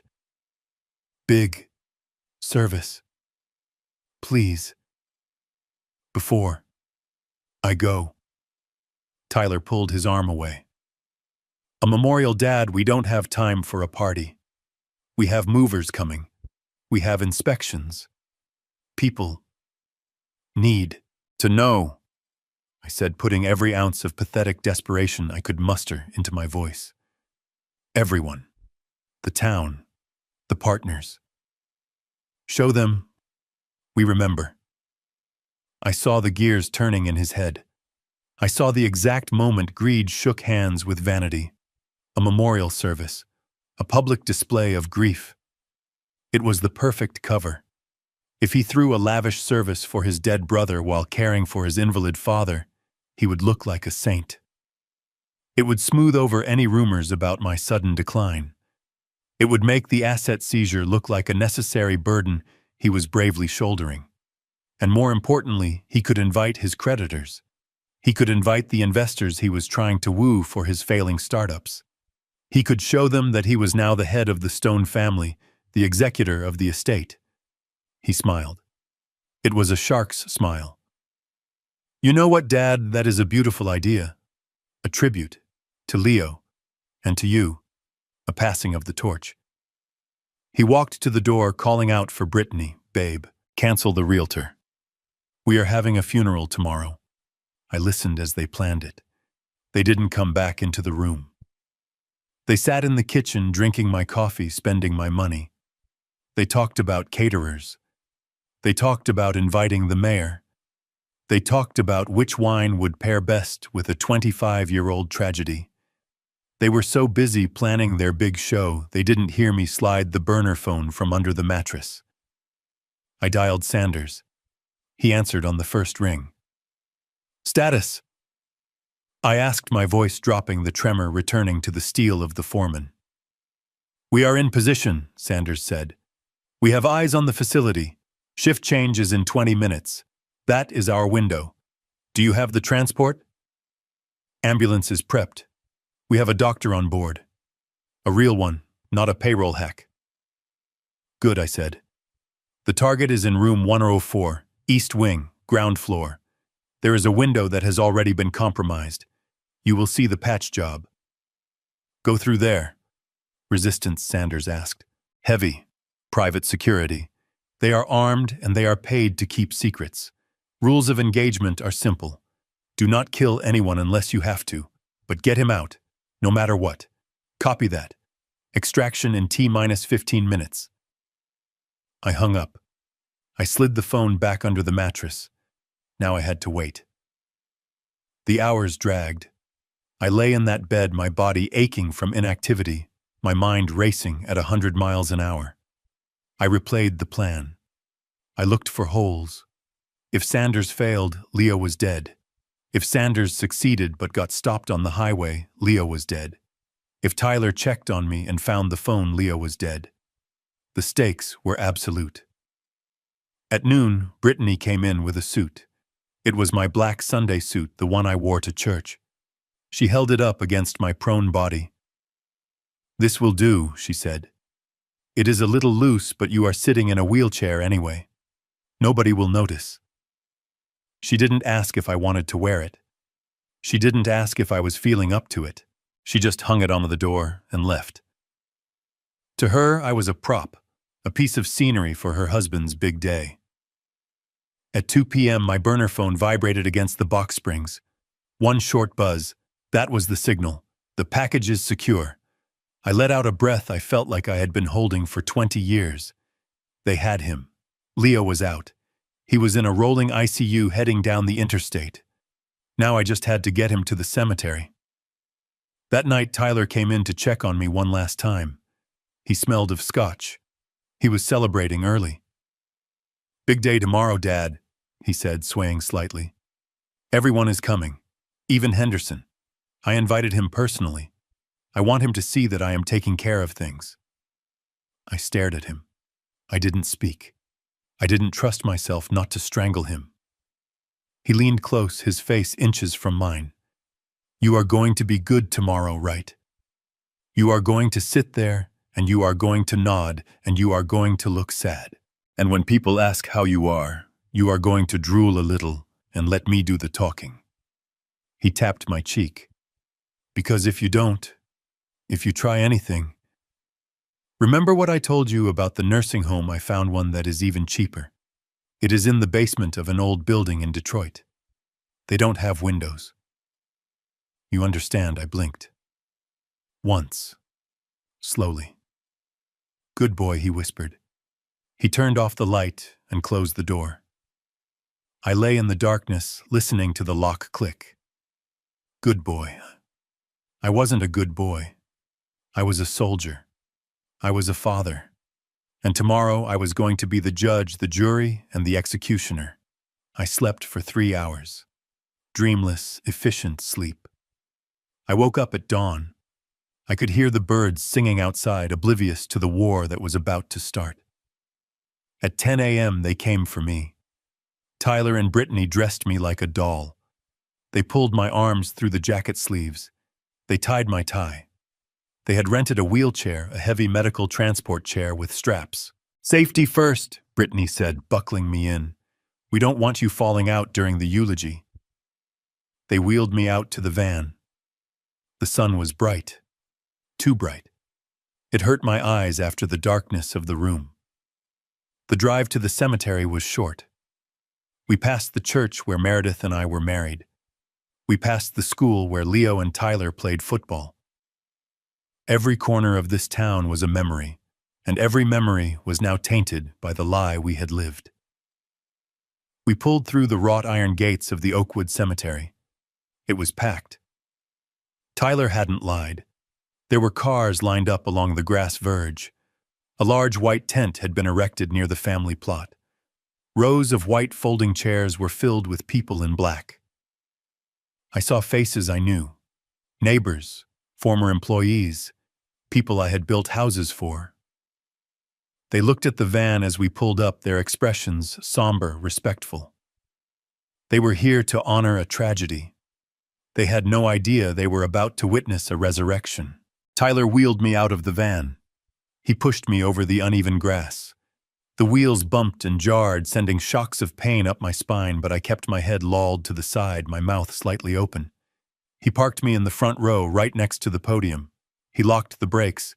There he whispered in my ear, "Front row seat. Try not to embarrass us." He walked up to the podium. He adjusted the microphone. He looked out at the crowd. He looked handsome, confident. The grieving brother. The dutiful son. Brittany sat next to me holding a lace handkerchief ready to dab non-existent tears. I looked around. I scanned the perimeter. I was looking for a black SUV. I was looking for Sanders. I didn't see them. Panic flared in my chest. A cold spark. Had they been stopped? Had Leo crashed? Tyler started speaking. "Friends, family, neighbors," he began, his voice smooth and practiced. "We are here today to remember a light that was extinguished too soon. My brother Leo." He paused for effect. A hush fell over the crowd. 25 years ago, we lost him, and a part of us died with him. My mother, Meredith, she never recovered. And my father... He gestured to me. The crowd turned to look. I saw pity in their eyes. I saw sorrow. My father is here with us today, but his heart is broken. His mind is tired. He wanted this service. He wanted to say goodbye one last time before he rests. He was burying me. Right there in front of everyone.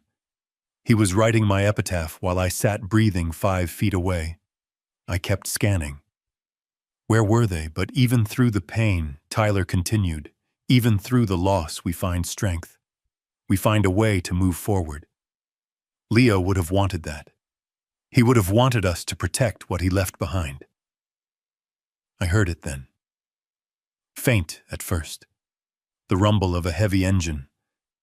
Not a car, a truck. It was coming from the service entrance behind the mausoleums. Tyler heard it too. He faltered. He looked up, annoyed at the interruption. A black Sprinter van tore around the corner. It wasn't driving respectfully. It was driving fast. It kicked up dirt and gravel. The crowd murmured. People stood up, craning their necks. The van screeched to a halt 20 yards from the tent. The side door slid open with a mechanical, violently loud slam. Tyler stopped speaking. He gripped the podium. I felt the vibration of the phone in my jacket pocket. 3 buzzes. The eagle has landed. I sat up. I straightened my spine. I lifted my head. I closed my mouth. Brittany gasped. She grabbed my arm. Garrett. What are you doing? I shook her hand off. I didn't look at her. I looked at the van. 2 men in dark suits stepped out. They reached into the back. They pulled out a wheelchair. But this wasn't a transport chair. This was a high-tech medical chair with oxygen tanks and monitors attached. And sitting in it, wrapped in a blanket, was a man with half a face. A gasp rippled through the crowd, a collective intake of breath that sucked the air out of the tent. Tyler went pale. Ghost pale. He stepped back from the podium, knocking over a vase of lilies. No, he whispered. The microphone picked it up. It boomed across the cemetery. No. Sanders stepped out of the driver's seat. He walked to the back of the wheelchair and began to push it. He pushed it straight down the center aisle, parting the sea of black coats. The man in the chair lifted his head. The sun hit the scars. It hit the milky white eye. And it hit the blue eye. Leo Stone had come home. I reached down and unlocked the brakes of my wheelchair. I stood up. My legs were stiff. My knee screamed. But I stood. I walked to the podium. Tyler was frozen paralyzed by the ghost approaching him. I shoved him aside. He stumbled, almost falling into the open grave plot. I grabbed the microphone. I looked at the crowd. I looked at the faces of the people who had pitied me, who had believed the lie. I pointed at the man in the wheelchair. You all came here to mourn a dead boy, I said, my voice booming strong and angry. But I have bad news for you. I looked at Tyler, who was shaking his head, tears of terror streaming down his face. The coffin is empty, I said. The smell of lilies in the midday sun was thick enough to choke a man. It was a cloying, sweet scent that I had always associated with death, but today it smelled like something else. It smelled like fraud. I sat strapped into that medical transport chair, my head lolling to the right, a line of drool that I had carefully manufactured, drying on my chin. I was the perfect prop, the broken father, the silent tragedy that gave Tyler's performance the weight of legitimacy. From my vantage point in the front row, I could see everything. I saw the rows of black-clad mourners, people who had known me for 30 years, looking at me with that specific brand of pity that makes your skin crawl. They whispered behind their hands, "Poor Garrett. He has lost his mind. It is a mercy, really. He doesn't know what is happening." They were wrong. I knew exactly what was happening. I was watching a masterclass in hypocrisy. Tyler stood at the podium, bathed in a shaft of sunlight that made him look like a corrupted angel. He had practiced his expression in the mirror. I was sure of it. It was a perfect balance of stoic strength and vulnerability. He gripped the sides of the lectern, his knuckles white, pausing for effect before he spoke. "We are not just here to mourn, Tyler," said his voice catching in his throat, just enough to sound genuine. "We are here to remember the promise of a life cut short." Leo was more than a brother. He was my compass. When we lost him 25 years ago, I promised myself I would live a life worthy of his memory. I bit the inside of my cheek until I tasted copper. A life worthy of his memory. "You killed him," I thought, the rage simmering in my gut, like molten lead. "You smashed his body in a car wreck, watched your mother burn him to hide your crime, and then spent a quarter of a century spending the money meant to keep him alive. And now you stand there wearing a suit paid for by my credit card, lying to God and everyone else." Tyler continued, launching into a story about how Leo had once saved a stray dog from a frozen river. It was a good story. It was also a lie. I was the one who pulled that dog out. Tyler had been inside watching cartoons, but the crowd ate it up. I saw handkerchiefs dabbing at eyes. I saw heads nodding in solemn agreement. He was rewriting history, painting himself as the grieving survivor who had carried the torch of the family honor. Beside me, Brittany shifted in her folding chair. She wasn't listening to her husband. She was busy conducting business. She leaned toward her cousin, a woman named Sheila, who worked in interior design, and whispered loud enough for me to hear. "It is a tragedy, of course," Brittany hissed, checking her manicure. "But we have to be practical. The house is just too much for Tyler to manage along with his grief. We are going to list it on Monday." I kept my eyes glazed, staring at a patch of grass near the open grave, but my ears were tuned to their frequency. "Monday," Sheila whispered back. "That is fast. Is the market good?" "Oh, it is booming," Brittany replied, a greedy excitement creeping into her tone. "We already have a cash offer from a developer. They want to tear it down and put up condos. We are looking at 800,000 easy. And with the old man, well, with Garrett in the facility, our expenses will be minimal. We are thinking of taking a trip to Italy in the fall. To decompose. I mean decompose, no decompress. We need to heal."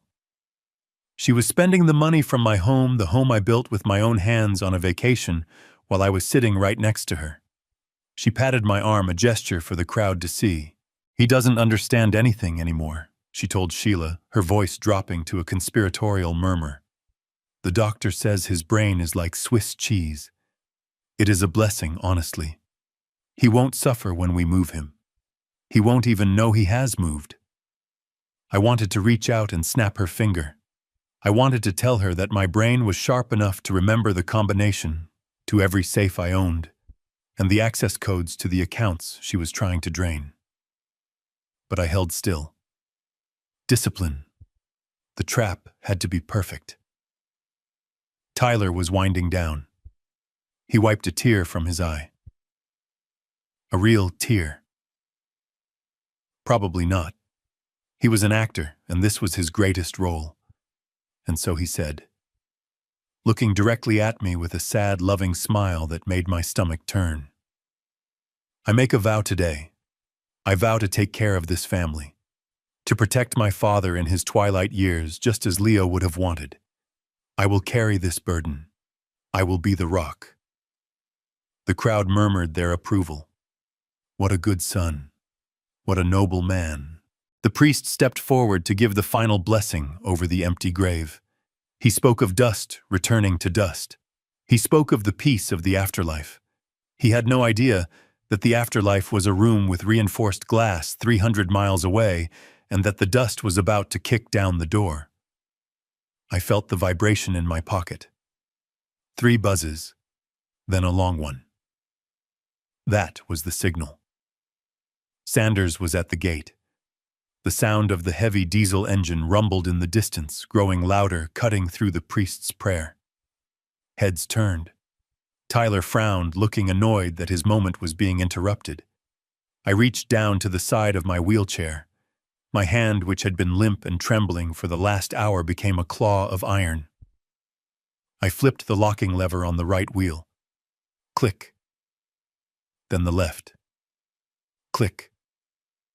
Brittany heard it. She looked down at me, confusion clouding her heavy makeup. "Garrett," she whispered. "What are you doing?" I didn't look at her. I looked at Tyler. He was staring at the black van, tearing across the cemetery lawn, his face losing its color. He knew that van. He didn't know who was in it, but he knew that chaos was coming. I placed my hands on the armrests of the chair. I pushed. My triceps flared. My bad knee locked. I stood up. A gasp went through the front row. Sheila dropped her purse. Brittany let out a small, strangled squeak and scrambled backward, her chair tipping over in the grass. "He is standing," someone shouted. "It is a miracle." It wasn't a miracle. It was reckoning. I stood to my full height, 6'2" of anger and adrenaline. I straightened my tie.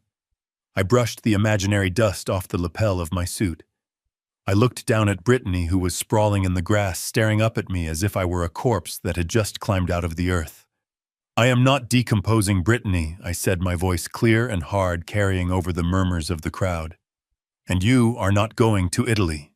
She opened her mouth, but no sound came out. She scrambled backward on her hands and knees, like a crab, terrified by the clarity in my eyes. I stepped over her legs. I walked toward the podium. My gait was stiff, but I didn't stumble. I marched like I was on parade. Tyler saw me coming. He gripped the microphone stand as if it were a weapon. His eyes darted from me to the van, screeching to a halt, then back to me. The realization was hitting him like a slow-motion train wreck. The stroke, the paralysis, the signature. It was all a lie. "Dad," and he stammered into the mic, the speakers amplifying his fear. "Dad, sit down. You are sick. You are—" I reached the podium. I didn't ask for the microphone. I took it from his hand. He was too weak, too shocked to resist. I shoved him. It wasn't a gentle nudge. It was a shove meant to move an obstacle.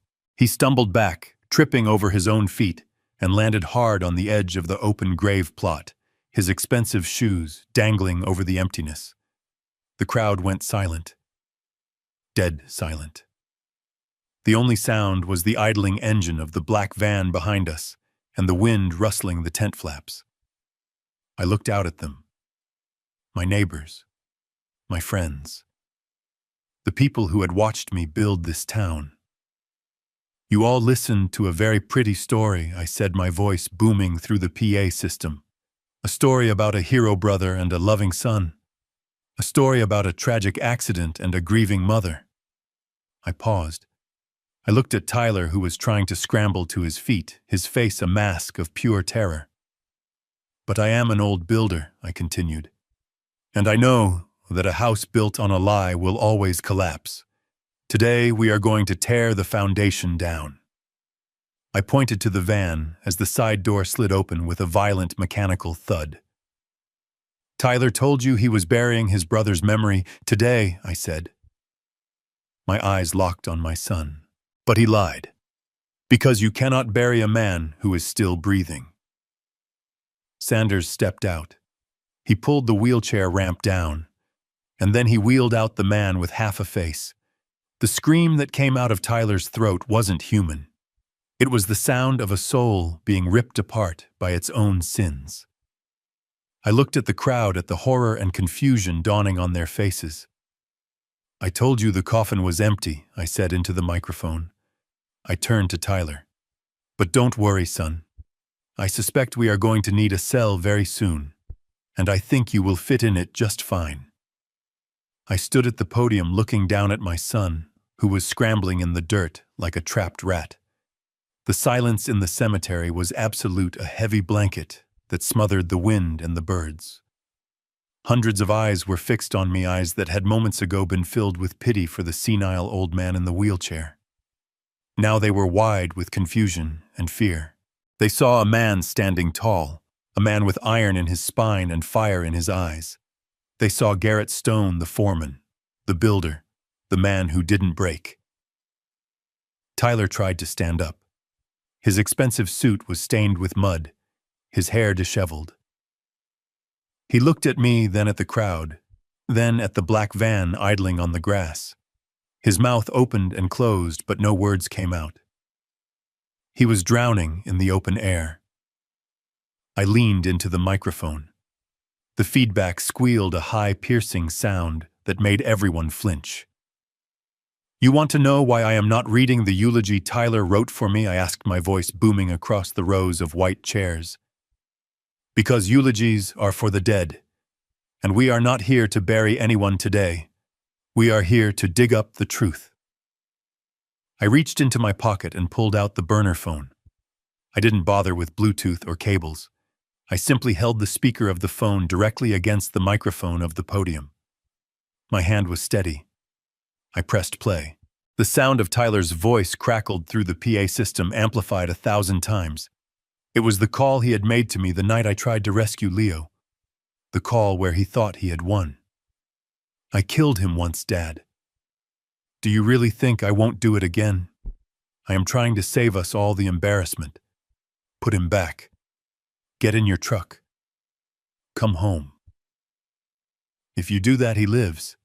If you don't, well, funerals are expensive, but I guess we can afford one more." The recording ended. I didn't turn it off immediately. I let the static hiss for a few seconds, letting the words hang in the air like toxic smoke. A collective gasp rippled through the crowd. It started in the front row and rolled back like a wave. People turned to each other, their faces pale, their hands covering their mouths. Sheila, the interior designer who had been plotting my home renovation 5 minutes ago, looked as if she might faint. Tyler froze. He stopped trying to stand. He knelt in the grass, staring at the speakers as if they were demons. The color drained from his face, leaving him gray and waxen. He looked at Brittany. Brittany was standing by the overturned wheelchair, her hands gripping her pearl necklace so hard the string snapped. Pearls cascaded onto the grass, bouncing off the metal frame of the chair, but she didn't notice. She was staring at her husband with a look of pure revulsion and terror. She knew that voice. She knew that tone. But hearing it broadcast to the mayor, to the neighbors, to the investors, it was the sound of her life ending. "That is a lie," Tyler screamed, suddenly scrambling to his feet. He pointed a shaking finger at me. "That is fake. He used AI.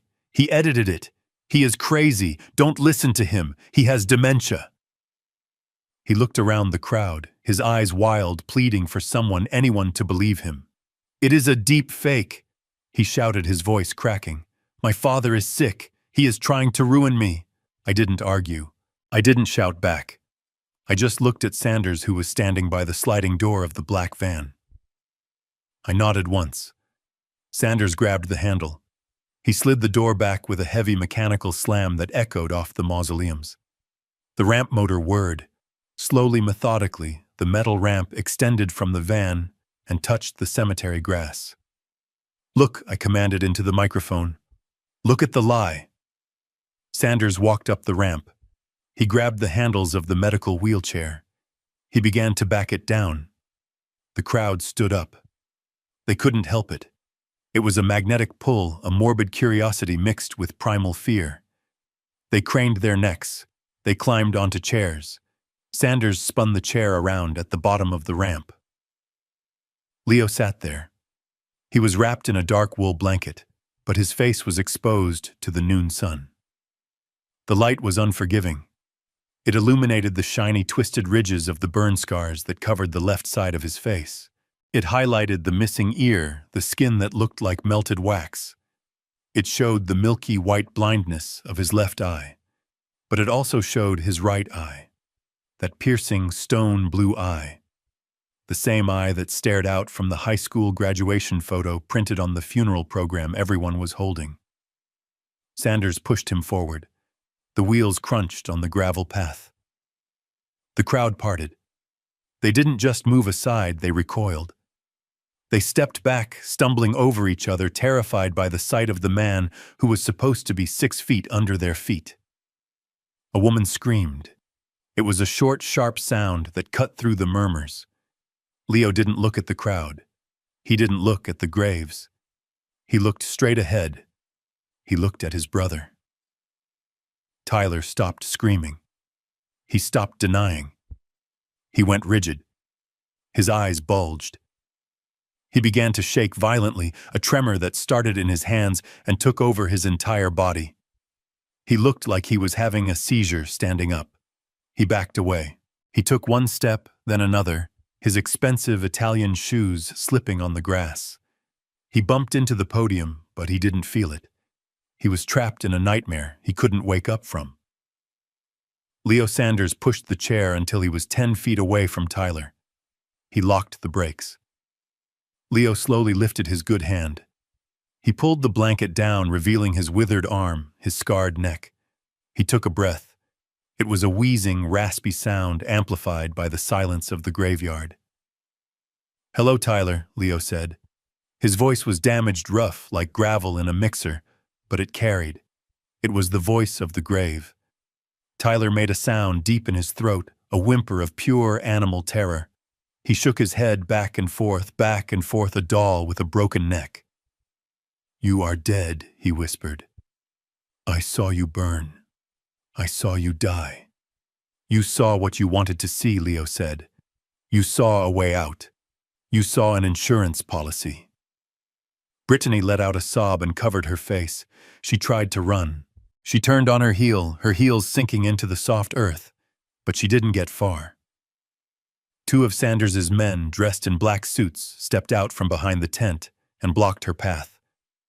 She collapsed to her knees, weeping hysterically, ruining her designer dress in the mud. The crowd was in chaos now. People were shouting questions. Some were crying. The mayor was on his phone furiously whispering to someone, probably the police chief. I stepped down from the podium. I walked over to stand beside Leo. I put my hand on his shoulder. I felt his bones through his thin shirt. He was frail, but in that moment he was the strongest man in the world. I looked at Tyler. "You told them he was a hero," I said, my voice calm and cold. "You told them he saved a dog. You told them you would carry his burden." I pointed at Leo. "Carry it then. Look at him. Look at what you bought with your silence. Look at what you paid for with my money." Tyler fell to his knees. He wasn't praying. He was collapsing. The weight of the truth had finally crushed him. He looked up at Leo, tears streaming down his face, but they weren't tears of remorse. They were tears of self-pity. "It wasn't my fault," he blubbered. "Mom did it. Mom made me. I was just a kid. I was scared." "You were 15, Leo said, his voice cutting through Tyler's excuses. "I was 20. I gave up my life for you.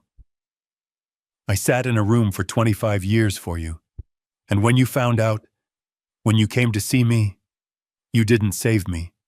You left me there. You stole the money meant to keep me alive, and you left me to rot." I needed the money," Tyler stammered. "The business. The debts.